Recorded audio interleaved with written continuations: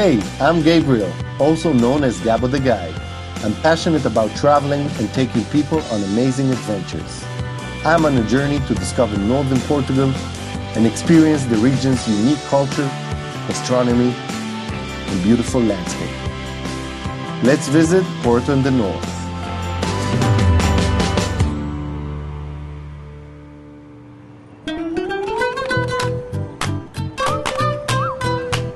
There's a lot to do in the city of Porto at every turn.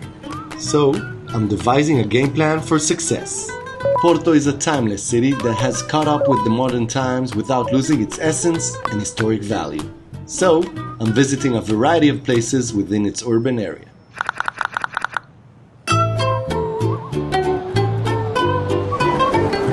Hey, I wanted to catch the tram. Do you know where I can take it from? Yes, you just down the street. It's over there. It's over there? Thank you so much.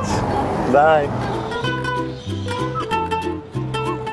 I start by taking the tram to explore downtown and get a feel of the urban atmosphere.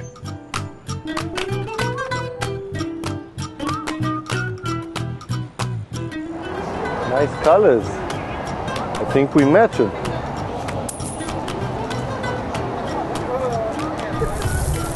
From statues to the monumental train station of São Bento, the art of Porto brings history to life. Time to check out one of the most famous libraries in the country. Usually Livraria Lello has a 45 minutes waiting list with over 5,000 visitors per day. Today I got a sneak peek into this amazing bookstore and I'm going to check it out.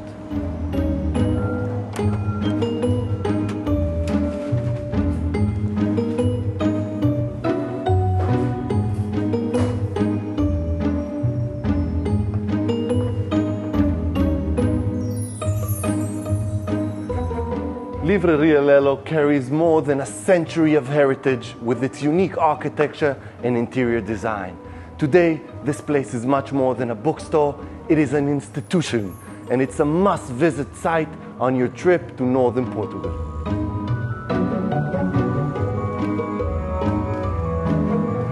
Lello is considered to be one of the most beautiful bookshops in the world. Opened in 1906, here you'll find precious editions of some of the most important books in Portuguese literature. To read or not to read. This place exudes mysticism, and you can easily lose yourself in the vast selections of books available. In the age where reading a book is becoming old-fashioned, I find it inspiring and romantic to hold a book in my hands and watch how the words come to life.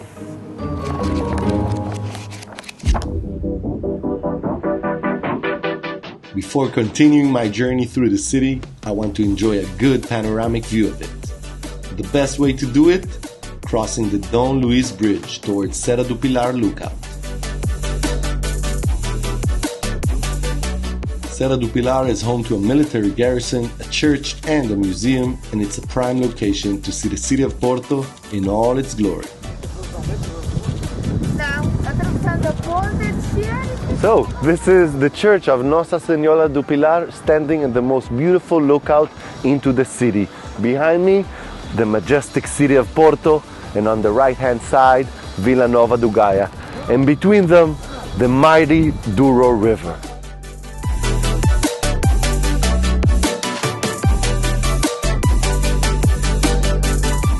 Já. Isso. O que vê? Nada. Nada, não vê nada. Just make sure you don't come on a foggy day. From the riverside, I go deeper into the city, back on the metro towards Casa da Música. Casa da Música is the city's main concert hall. It's an impressive and modern building designed by the Pritzker-awarded Dutch architect Rem Koolhaas. It's the only auditorium in the world where it is possible to play exclusively with natural light. This place makes me want to do the bajigiri. Casa da Música has a main auditorium that can hold over 1,200 seats, a smaller one for around 300, and several other spaces that can be adapted for concerts, performances, and educational workshops.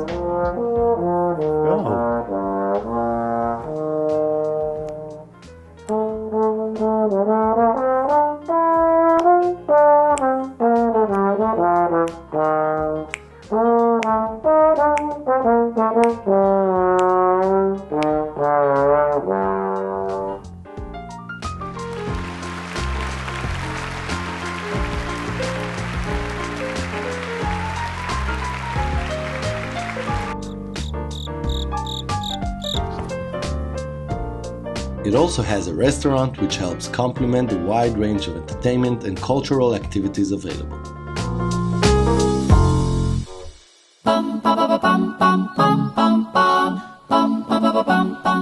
From music to visual arts, my next immersion in creativity is at the Serralves Foundation. I just arrived at the beautiful Fundação Serralves, the home of modern art in Porto. The Serralves Park is a green jewel in the city, with 18 hectares of beautiful gardens where bold sculptures and art pieces pop up here and there.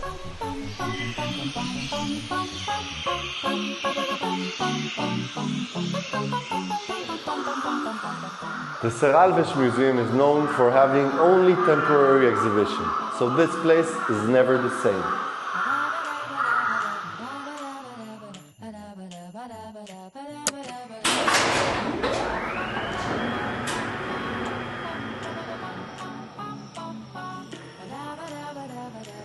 ¿Estás a perceber? Never underestimate the power of art.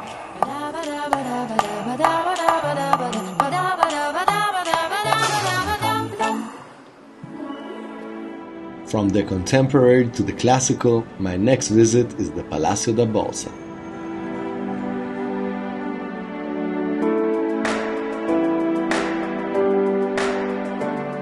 So this is the famous Hall of Nations.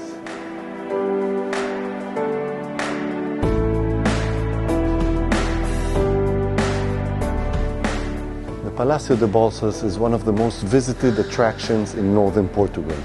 But on the other hand, it also hosts the greatest events in the city of Porto.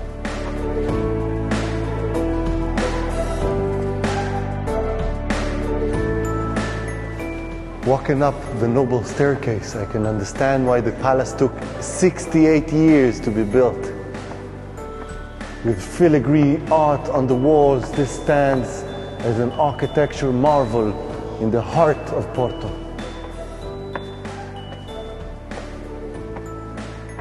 This palace shows the wealth of Porto in the 19th century. Great mustache.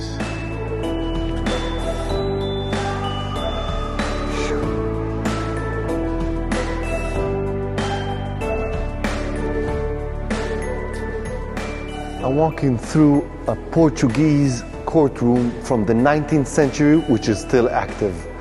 The construction of the palace has to do with the rise of the merchants. As they were looking for a place to do business, they approached the queen and she granted them with the ruins of the burnt São Francisco monastery.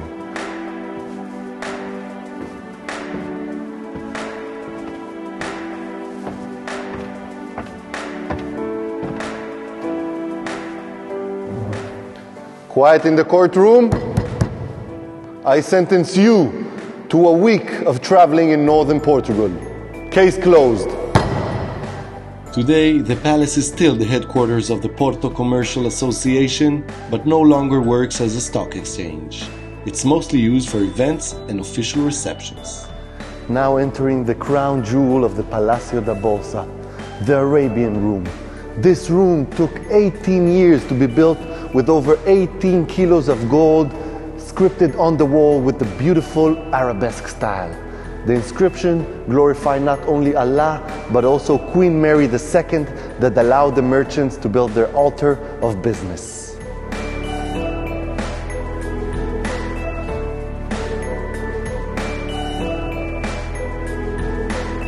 This hall, with its perfect acoustics, hosts head of states from around the world, the most important gala dinners, and the greatest events Porto has ever seen. The designers of this place left only one little detail imperfect, but I'm gonna leave it to you to find out.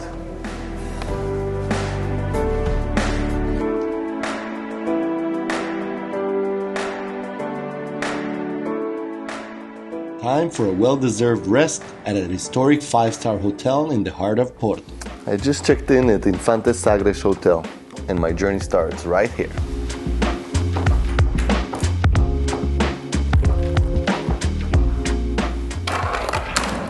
More than being just a luxury hotel, Infante Sagres is an institution. It is the first 5-star hotel in the city of Porto.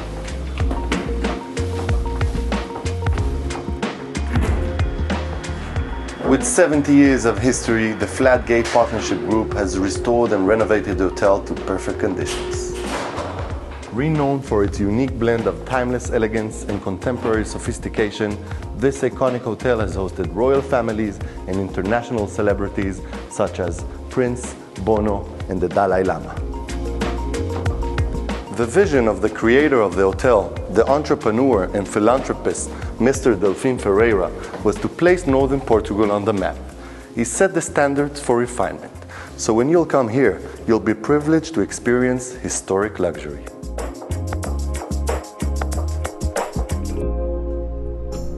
The same group that operates Infante Sagres Hotel have used their expertise to create a remarkable center of entertainment that continues to grow. Wow, the world of wine. I came back to Vila Nova do Gaia because I heard there's a new cultural center in town that you cannot miss.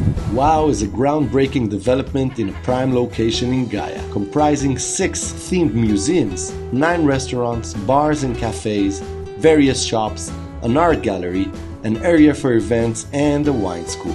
A comprehensive cultural district that opened in 2020 and is set to be the biggest attraction in the city. I only had time for one tour, so I chose the Wine Experience Museum. I also had the opportunity to sit down with the marketing director, Richard Bowden, to get an inside perspective about this amazing place. So I'm here with Richard from the World of Wine. Hi. Hi, and nice to meet you.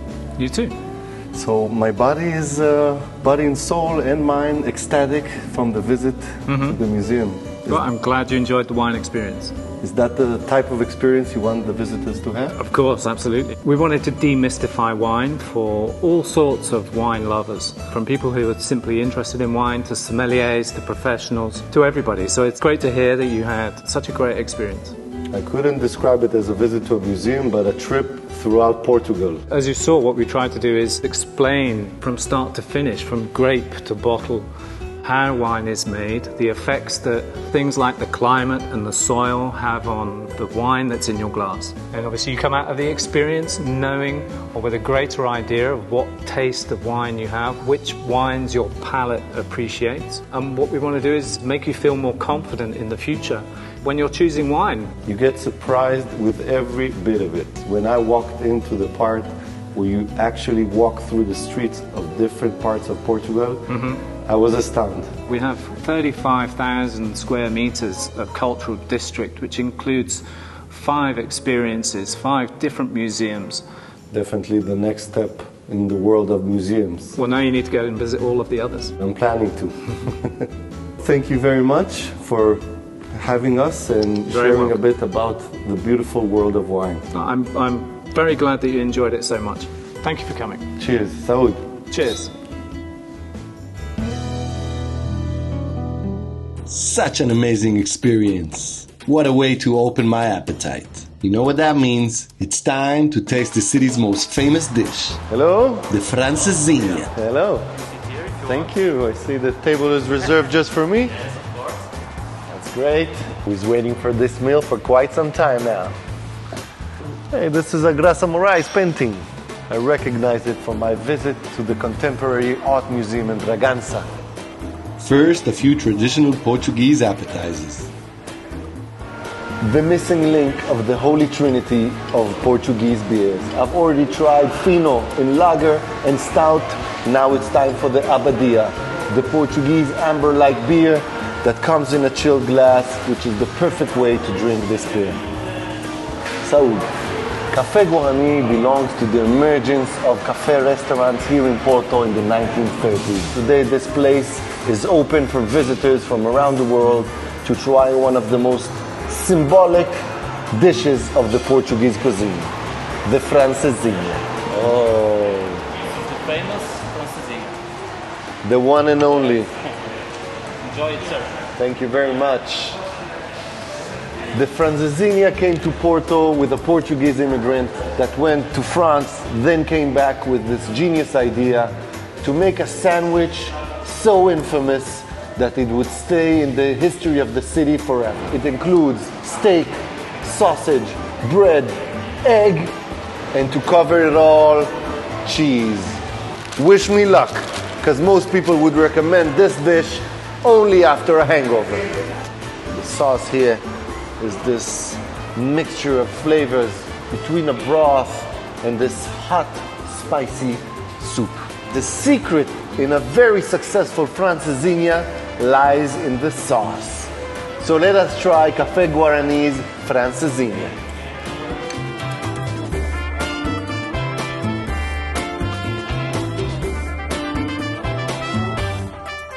Nice.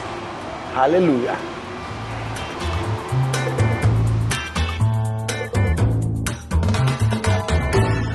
I'm the kind of person who loves to explore the city, yet feel comfortable and relaxed. Villa Foz Hotel and Spa offers the best of both worlds. Situated in prime location in front of the Atlantic Ocean, the hotel opened in 2019 and already won several awards for its unique architecture and design. So if you're looking for a place to watch the best sunsets, enjoy gourmet food with delicious cocktails, Villa Foz is considered the hottest place in Porto to do so. Only a short distance from the city center, Villa Foz Hotel and Spa offers premium quality services across all of its departments. Luxurious rooms, excellent spa treatment options, signature cocktails.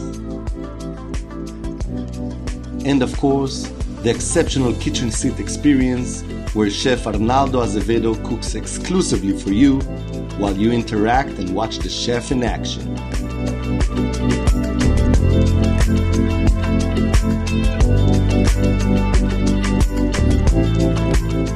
Always in perfect harmony with the excellent wines that come along with each dish.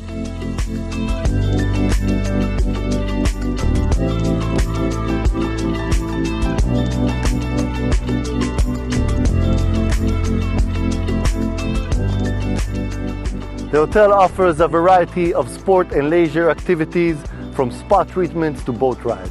I'm going to ride this bicycle through the promenade till the green lung of the city.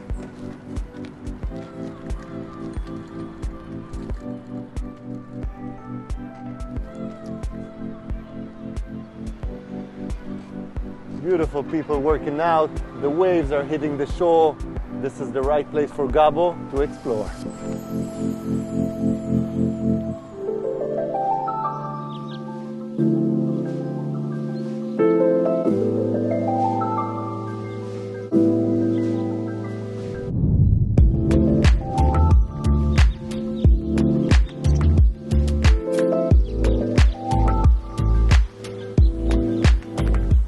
A local friend of mine told me that if I ever want to get out of the frenziness of the city, I must check out Parque de Cidade, the central park of Porto.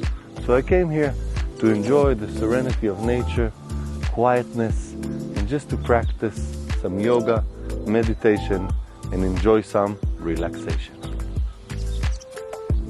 Namaste.